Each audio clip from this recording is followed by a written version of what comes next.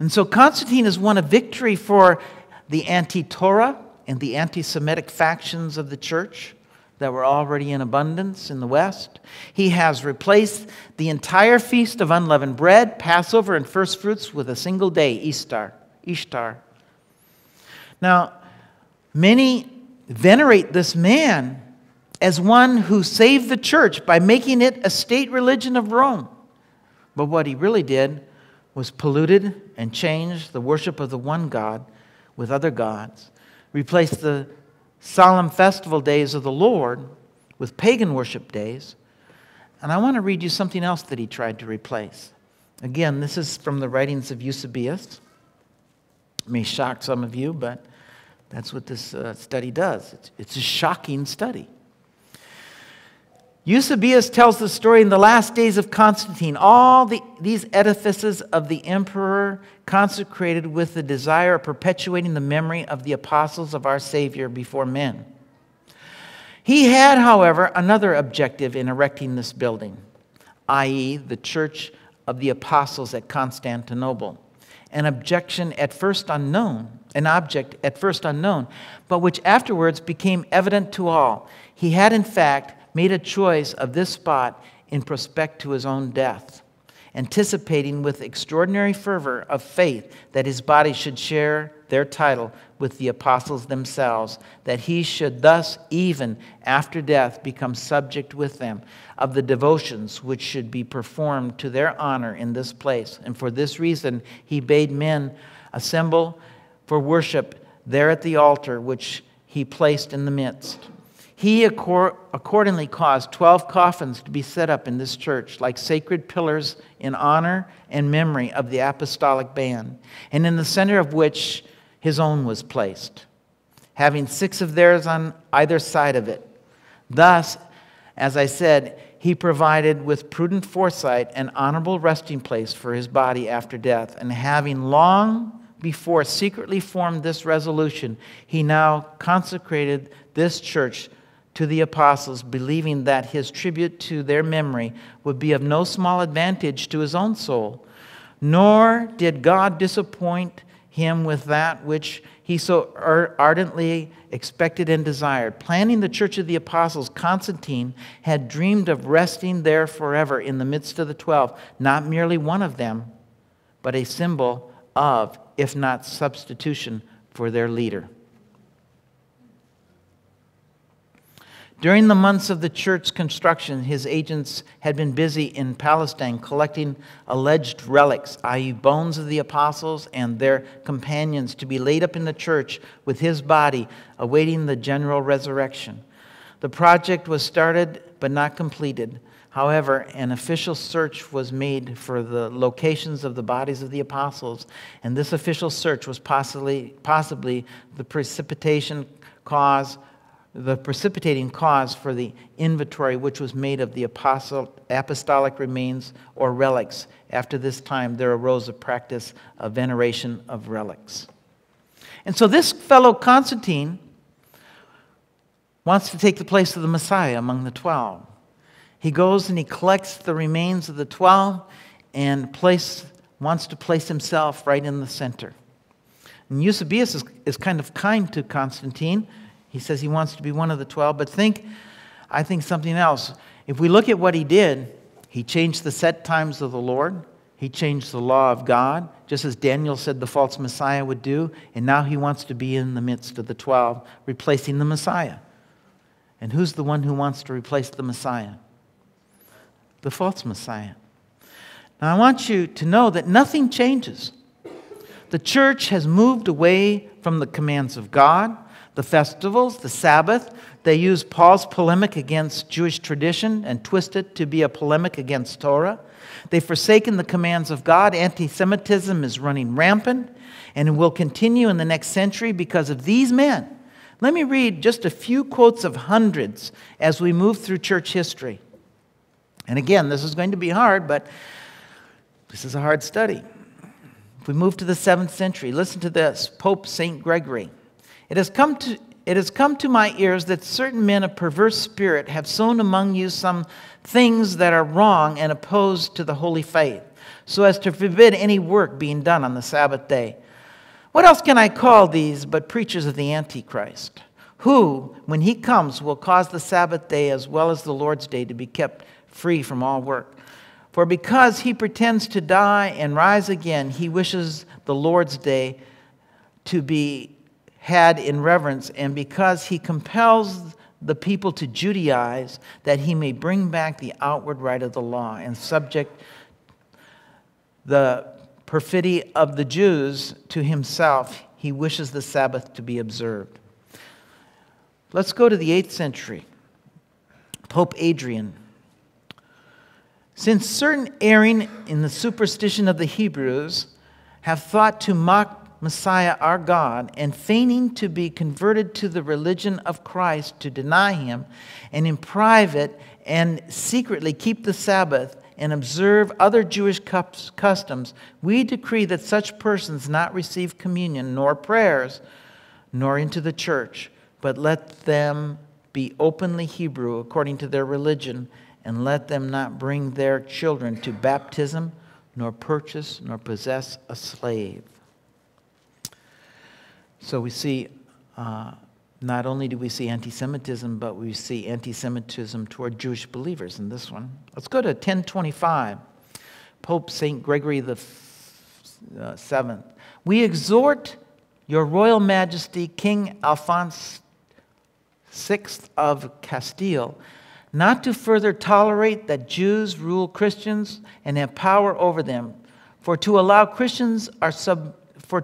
Christians are subordinate to Jews and are delivered to their whims means to oppress the church of God, means to revile Christ himself. Finally, I'm going to jump to the 15th century. And make no mistake, I'm just jumping for the sake of brevity here. If I wanted to make this a lesson in anti-Semitism, I could go in each generation and show anti-Semitism in the church. But I'm jumping around for the sake of brevity because we have 1 hour here tonight. 1420, Pope Martin V.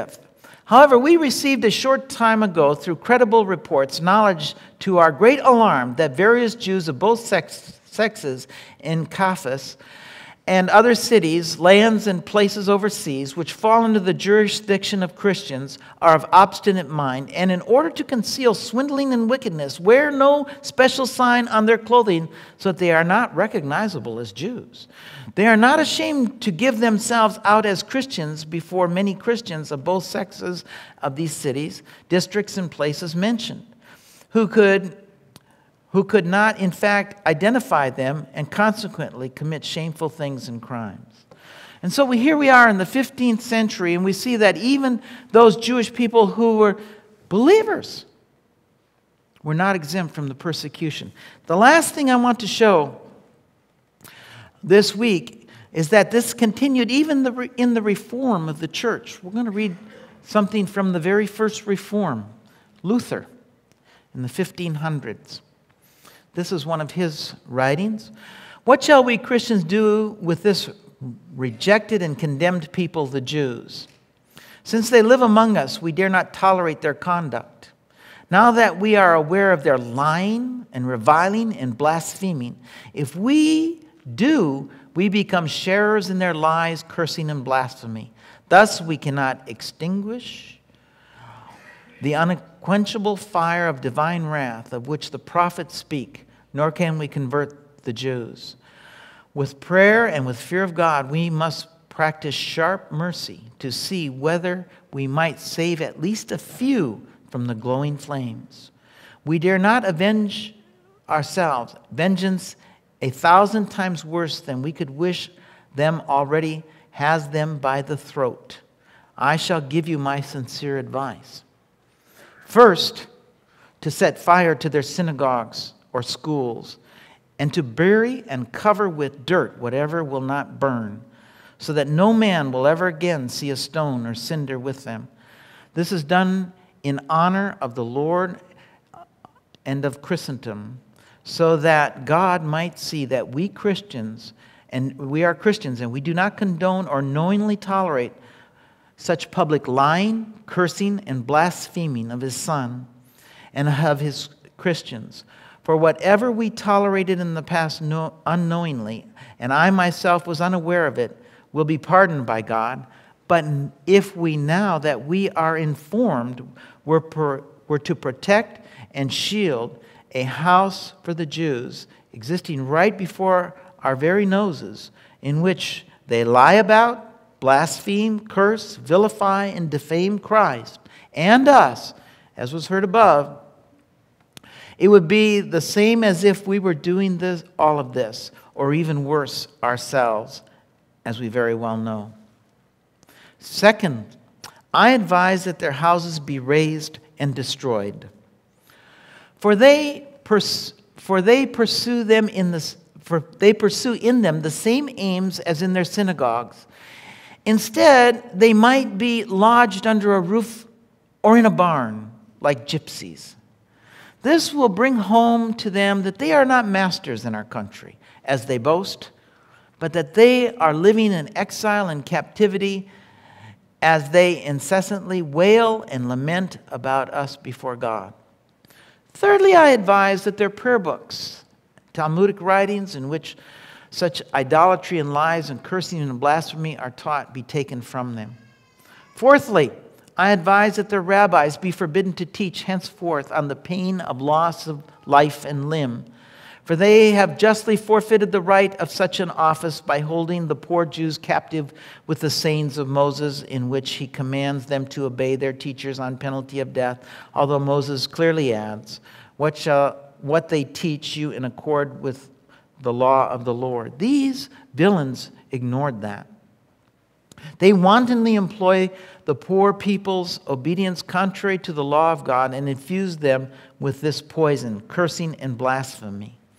Fifth, I advise that safe conduct on the highways be abolished completely for the Jews, for they have no business in the countryside, since they are not lords, officials, tradesmen, or the like. Let them stay at home. Sixth, I advise that usury be prohibited to them, and that all cash and treasure and silver and gold be taken from them and put aside for safekeeping. The reason for such a measure is that, as said above, they have no other means of earning a livelihood than usury.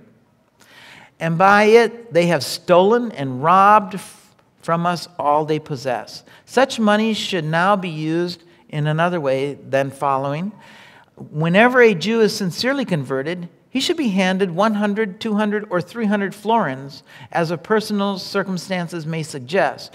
With this, he should set himself up in an occupation for the support of his poor wife and children, and the maintenance of the old and the feeble.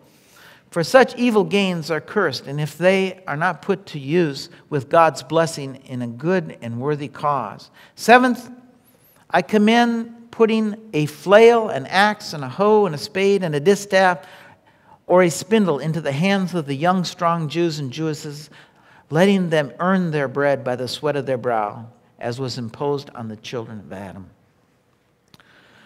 These are the words of Martin Luther, and we can see that anti-Semitism did not stop with the Catholic Church, but carried on to the Reforms as well. And sadly, about 400 years after Martin Luther wrote these words, there was one who in Germany carried them out. Not only in Germany, but in all of Europe. Compare those words with the atrocities committed against the Jewish people, and there's little doubt where Adolf got his idea and his support. And so next week, we're going to back up again in church history. We're going back to the 1st century, and we're going to follow the Nazarenes in the East and look at the course that they took.